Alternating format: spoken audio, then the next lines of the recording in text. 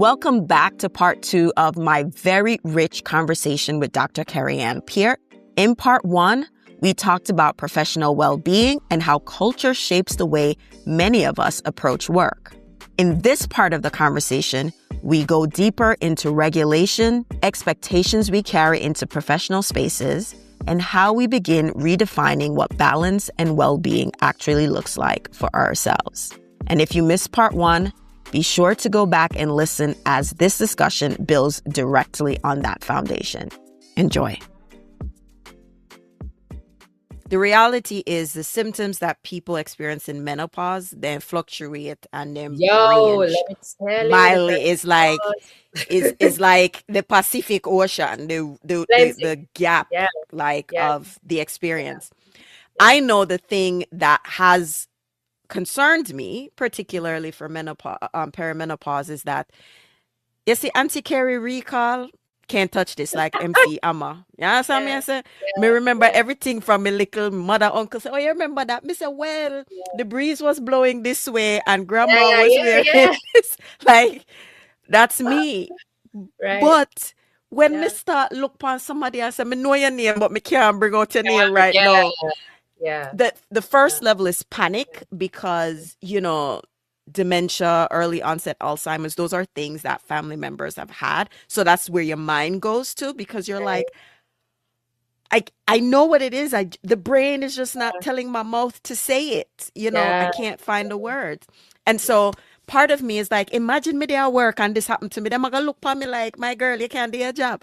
You know, so that's one thing that I think about. But in the context of what you just explained with burnout, bore out feelings linked to perimenopause, that's something that we're not talking about. You know, I was talking to Kenisha the other day and I said everything around menopause is funny, and I'm not knocking that delivery, because sometimes we have to take bad things, make joke in order to, you know, bring awareness. So everything about perimenopause right now is about jokes, but you are opening a different aspect that I didn't consider, that the feelings or the emotional cycle or swings around work could be tied to this part of it. I never thought of it. So like, is there anything specifically that you're like, where you're at work and you feel this way?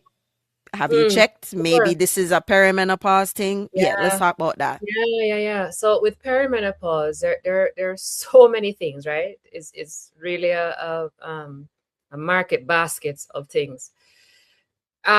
In the workspace, you can find yourself possibly the brain fog, right? Like you're mentioning, the not remembering, kind of, oh, wait, where did I put that file? Or where was I in putting this meeting agenda together? Or where was I in reading through this report? Sometimes the brain fog can creep in very suddenly. And it just takes a moment to kind of reset, particularly in the workspace. You know, step away for a moment, come back type of thing. So brain fog is one thing. You may have physical symptoms. I know for me, for instance, I'll talk about me.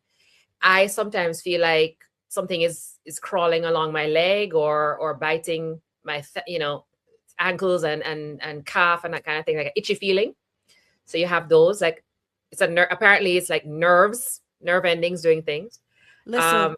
Maybe that's why I say, why my neck a scratch me, baby, me have eat rash. And he looks at my neck and go like, I don't see nothing. It varies. It varies. It can be these body aches. I have what they call frozen shoulder, and I've been having this now for the past, 2 months, 2.5 months. And I said to myself, well, I'm sleeping in AC, so that means at nighttime my shoulder I get freeze up. Is that frozen shoulder? Like I said, what the hell is frozen shoulder, right? But basically, you're a pain in your shoulder, and you can't lift beyond a certain point, or you can't rotate your shoulder anymore in a certain way without having these pains. So may have frozen shoulder, girl, brand new.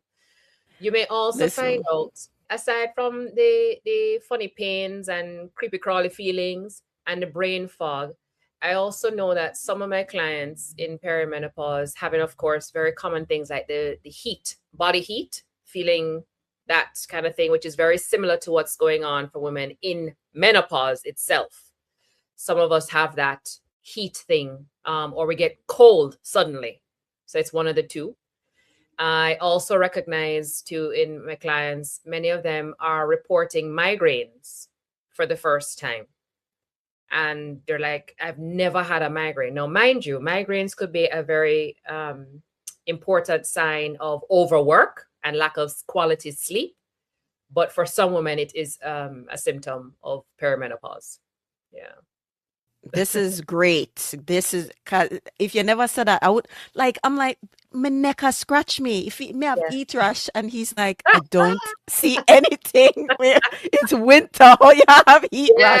Yeah. I'm See? in Yeah. too much blanket at Yeah. night. It's strange. It's a strange, and it's things that never before. You never had these things before. Oh, another one that I have going on with me for the past year, bumping into things. Like coming in and out of a room is dangerous for me.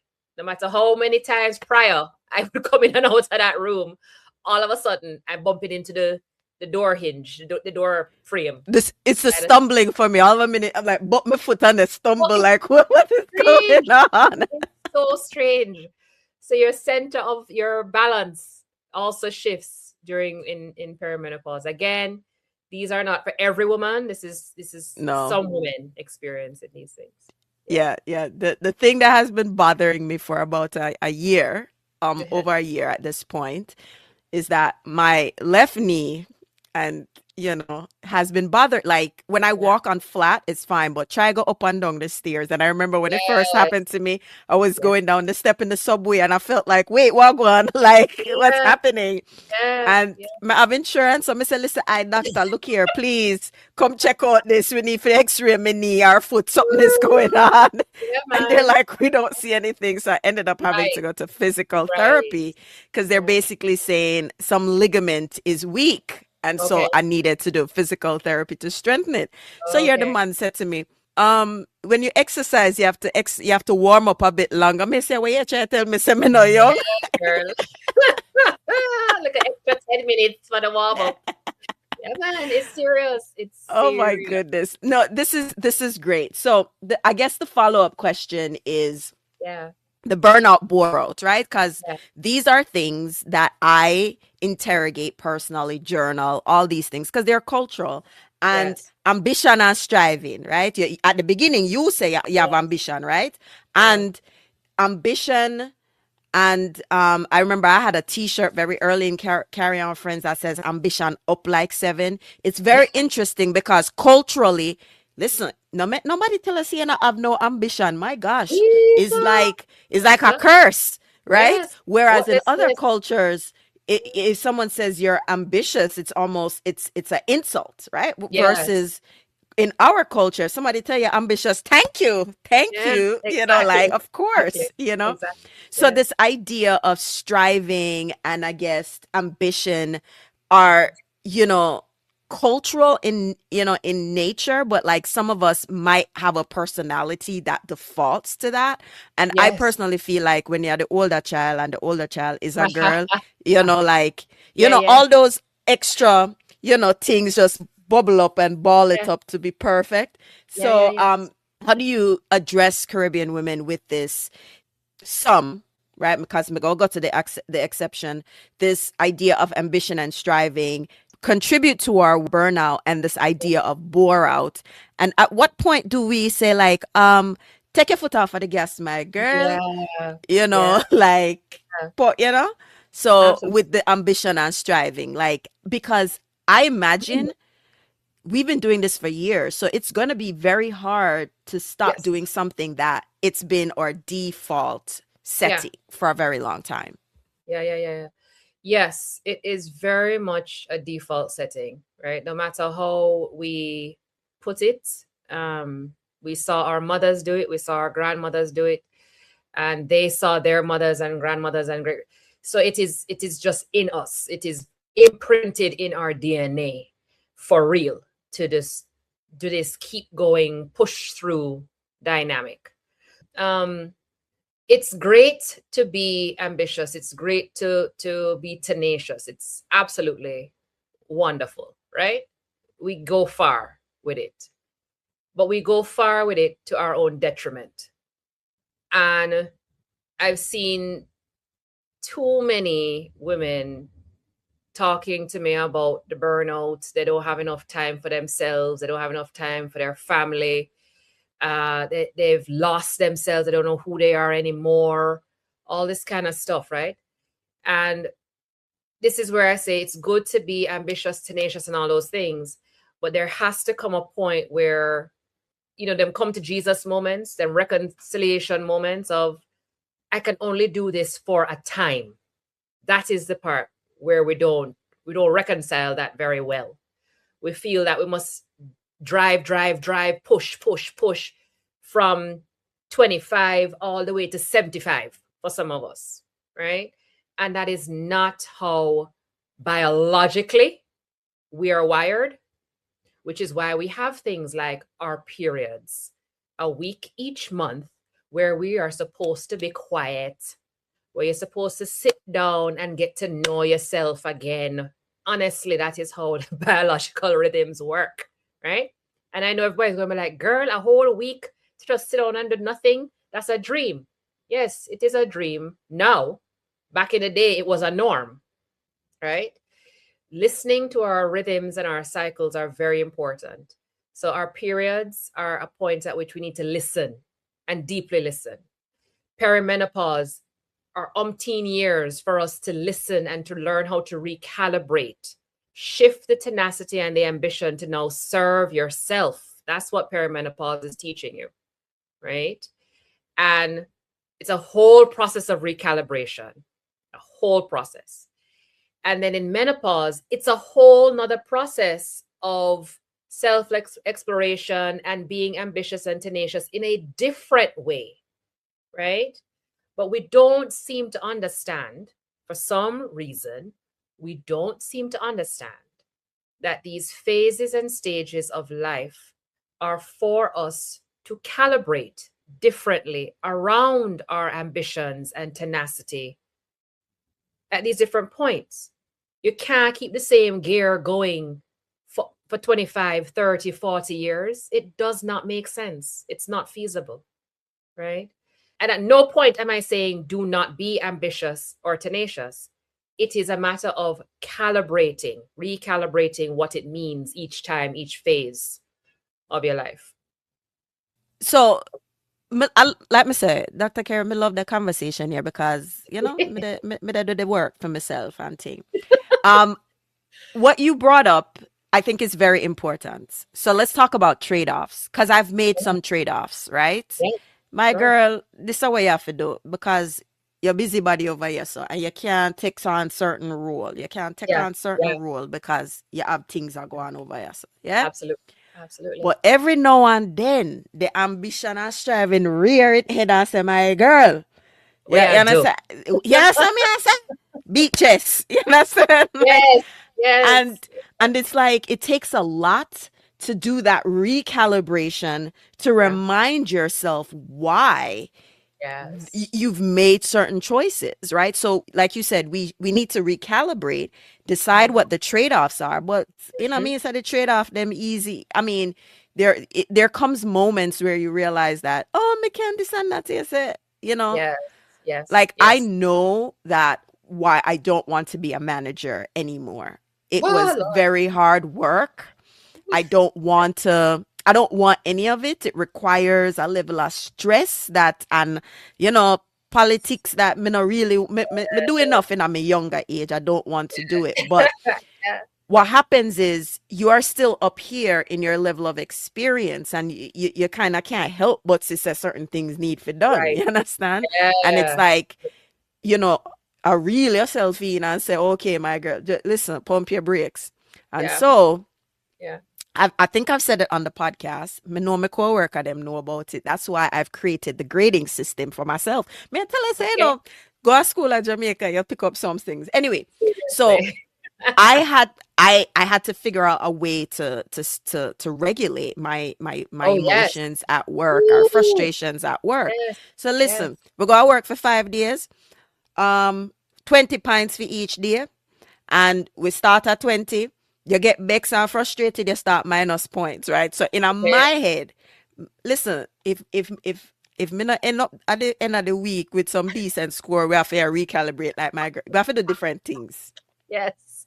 Yes, I love We have to that. do. Oh gosh, I love I have an that. Excel spreadsheet. My coworkers like, you're serious? I'm like, Online. listen, I have an Oh, Excel spreadsheet, and I'm put in my score every day. I put in my score, and people might say it's excessive, but oh, I am aware of how I am. I yeah, know that I'm a hard worker, level of excellence, and I need to kind of reel it in because I don't like the yeah, person I become, and then I look uh, crazy to everybody else. Like, why is she carrying on? It's not that serious, and yeah. again, they don't understand it's the default cultural setting Cultural setting. that Yes. is causing me to feel this way, and it's excellence, or I don't Yeah. want to say excellence because we overuse excellence and resilience, and we need to keep Yeah. quiet, or we, True. like we say in Jamaica, tan toddy.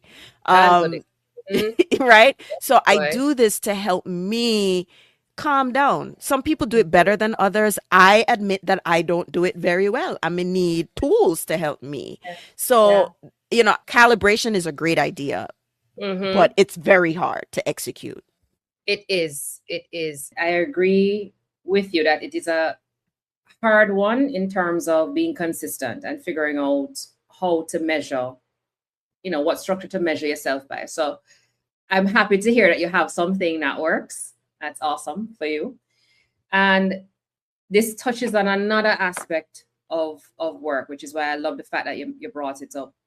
So one of the big things too in my work as a psychologist is the ways in which our regulation occurs in the workspace. How do you go from 0 to 100 and then regulate yourself? Like when you're upset about something, or when suddenly something is dropped on your desk and you have to maneuver differently now, how do you come down from that type of high? And so your nervous system, the nervous system work is so critical. And this is something, again, through lived experience of my own process of having to regulate and manage, um, recognizing that, a lot of calibration of myself has to be done on a daily basis at work, right? On a daily basis, because no 2 days are alike. And so some people will tell you things like, well, do your mindful breathing, count to 10, go into the bathroom At and which catch. job them I work? I don't know where they work because none of those things work for me. Don't know. So those things people will tell you. Yes, there is value in breath work, right? Um, Deeply breathing and kind of helping your vagus nerve, which is one of the largest nerves in your body, coming from your brain stem down, right? So getting that anchored through breath work is important, absolutely. But the other thing is also recognizing and kind of renegotiating with yourself, what am I doing in this place? Because if every day I have to be calibrating and regulating to a high level, then there is something environmentally that is going on. I need to reassess and either remove, or I need to remove myself. You make a strong point because I find that is very helpful for me to Yeah. just stay focused and just like, yes, I'll get frustrated, but not that my coworkers, my colleagues are not bad, but sometimes when you share a frustration, that gets Yeah. amplified. And Yes. so to manage the amplification of certain frustrations is just like keep it to yourself and just Yeah. like, okay. And I find other ways to kind of soothe or work through some of that. So Yeah. listen, Yeah. you have a Bex playlist, a God First playlist, something Yes, to you have to to to. diffuse your anger, You have as to. You have yeah. to. Have to. Because like I said, no 2 days are going to be the same, right? And again, remember, 35 to 55, you're in a perimenopause window. So the perimenopause process is also going on as you are being frustrated and taxed at work. So the regulation process has got to be adjusted, right? It has to maneuver and flex with you as you're going through these daily journeys of yourself and the daily work process. So it's important to do that nervous system work for sure. Dr. Kerry, you may have to come back on the show because I'm gonna get to the Yeah, me have to, this is like I need to ask you this question, but me sure. still have a bunch of other stuff. Okay. Okay, no So problem. so we talk about the exceptions. We don't say Yeah, not everybody a hard worker. We every Caribbean person knows somebody who don't work hard. We know this. we We know this. know this, We know right? plenty. Yes, I mean, so we say, oh, they come so like yes, I mean, say. I saw you didn't stay all this time. Yeah. Right, and everybody is Yeah. on this, Caribbean woman excellence type level. No, No, and not everybody, not even every Caribbean man excel. You understand? There's some people who no. just, my God, it ain't lazy, man. You It's understand? different. It's different. How, Yeah. however, there's in addition to being fearful of calling, like somebody say, have no ambition. The other word, what we don't like to be called is lazy. Lazy. Yes. Are you idle? Oh, Lord. And Yeah. even you see how me work up for set to the word lazy because it was used to weaponize Yes, you it was. when Yes, you it were was. younger, right? Yes, it The was. no ambition, idle and lazy, Yeah. not intentionally, or maybe me not know if they didn't know this is what was going to happen because I strongly believe that some of the things we did here as Pitney, Yeah. we still carry them today. I don't like to be late. I Absolutely. mean, I like to be late because as a little pitney, I learned that if you are late, them are gonna lock you out a door from school until them done Yeah. devotion and let you Oh, in.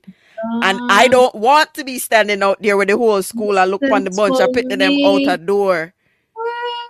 You remember that line out of Of the gate?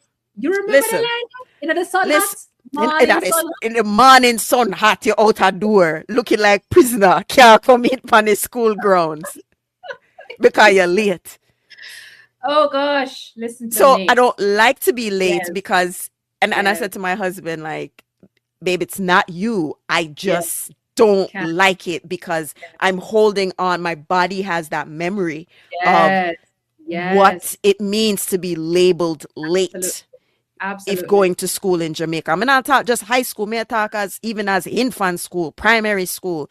Yeah, and then they pick them call you late bud. You Yes, understand? Like you don't want that. So yes, yes. lack no ambition, lazy, Yeah, idle. These are things that we don't want. And I think in some aspects you feel like, Lord, that's just lazy. Things that we consider are just lazy. Other people have said, no, that's being smart with your time, Hire somebody to do it. And we're like, what? So yeah, yeah. You have to delegate. You have to learn you how have to to delegate. delegate or something, It right? is. I was going to say it's a different space and time, right? Because I would say, well, let me back up. I'm sure you have seen the what do you call them now? Promotions, statements, remarks, whatever you call them, about the high functioning woman, right? And how high functioning women operate like this and they do things like this and yada yada yada. And oftentimes it is a flip, this high functioning woman statement. I have come to recognize that it is a flip on the reality of overextended women. Women who have overextended themselves, we're nicing it up by saying high functioning woman. They are burnout, all hell, right? A lot of them are physically going through some severe illnesses or about to become very ill, right? These high functioning women. Some of them have moved into a state of now being very well calibrated. And the well calibrated woman is the woman who delegates work. She delegates tasks to other people, frees up her time so that it's not necessarily laziness. It is now more, she is taking care of herself in a very intentional way, right? Where rest is a priority. And rest, as I teach my clients, is a tool for good leadership and good stewardship. in your household, right? So this whole drape of high functioning woman coming from the overextended, overworked woman, moving into now a well calibrated woman based on her delegation of tasks and better management of time. So we're squashing laziness in that regard. The laziness traditionally that we know about are people who we just don't see operating in the same way as we do. Like, why you not have nothing to do? How you not have nothing to do? Why you not under something with your time, right? How you meaning on a work? How you meaning on a work? What you talk about? These are so that's kind of Wait. You need something for do. Me find I something for you for need do. something to do. Me have something to give for do. Me have something for you for do, right? So I understand though that the lazy trope oftentimes gets put on people who honestly just have a different rhythm of effort. It's not that they're not doing anything. It's just that the way they go about doing things is on a very different rhythm than what you are doing. And sometimes, if we took a page out of those people's books, we might be better off because they maneuver in a way, oftentimes, not all the time, not all the time, there are exceptions, but many a time, they maneuver in a way where self regulation is their priority. And so they spend a lot of time regulating themselves prior to their engagement in certain efforts. And so that period of regulation, we call that laziness because we're on the outside looking in and we just never see them do nothing yet. So you wonder what you do with your life. But they have been doing some really amazing things, right? They just regulate first and then effort versus those of us out here with like myself as a recovering A-type personality who was always into effort, and then had to learn how to regulate. So, yeah. Boy, I may tell you, the learning to regulate, the actual regulating, and the re-regulate Yeah, is, yeah, all there. plenty. All right. So as we come to the wrap up of the main show, but we're gonna labrish a little bit in the after show, I Yes. want you ask you a little fun thing. And me call Okay. this segment here. Know that me know better. All right. I know better. All right. Yeah, you know, like what was one thing you learned about work? And now that you know better, what's the actual advice you would give about work? So, like something that I went into work thinking about it this way, and now me know better. This is Huh. how we should view this. Wow. Um, well, at the top of this, I was saying, what we often forget is that we're whole. Um, so I would stick to that again. Now that I know better. Boy, I feel like it sounds like an exam question, Kerry-Ann. Lord No, man, all God. right, me go give you one. Me go give you one, right? So, all right. Now that I So, know better.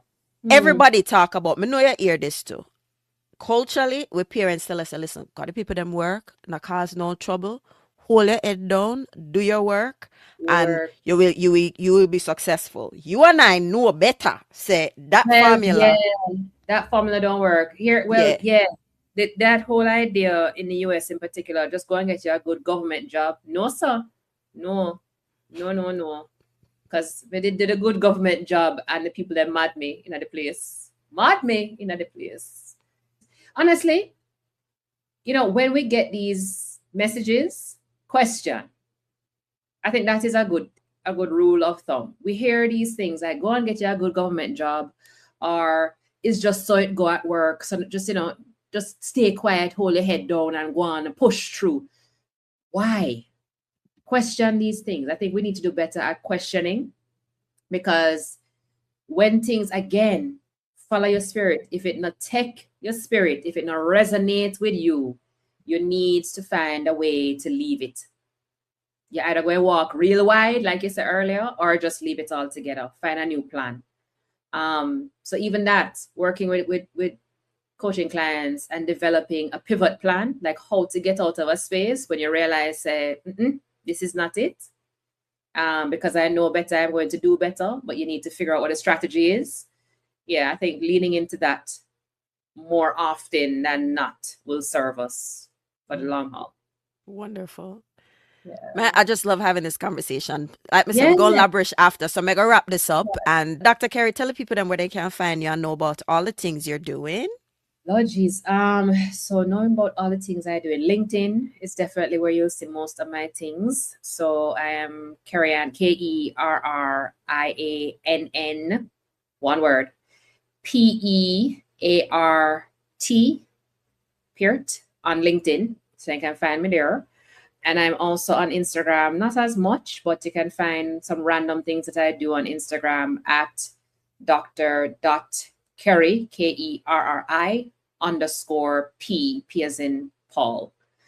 Also, I have another Instagram handle called at Naked Morning. So naked, like you spell the word naked, and then morning, as we do in the Caribbean, MAWNIN. And that is a space where I labrish a lot with a sister friend of mine from college about Caribbean things, life in the Caribbean. So you can follow me there as well. Yeah. Wonderful, wonderful. Dr. Kerry, it's so nice to talk to you. We never ever tell people them say we come from similar places because, I know. as a mobile person, I have a chip on my shoulder because everybody, I shouldn't say everybody, Kingston people love call everybody outside of Kingston country people. Country. And I'm like, people, I mean, adjust your language. And two, Totally. we have the same alma mater, the We school on the does. hill, Yes. Oh gosh, man. the The glorious glorious brown and brown. blue. Love it. Love it. Gone to bed. Yeah, Oh man. my gosh. I think mornings when we had to sing that school song, and as kids, your remix of school song, like, Oh when they God. say, give us a cheer, rah, rah, I think that's Yara. when everybody was like, anyway. Yes. Yes. But we'll continue to labrish, and as I love to see at the end of every episode, walk good.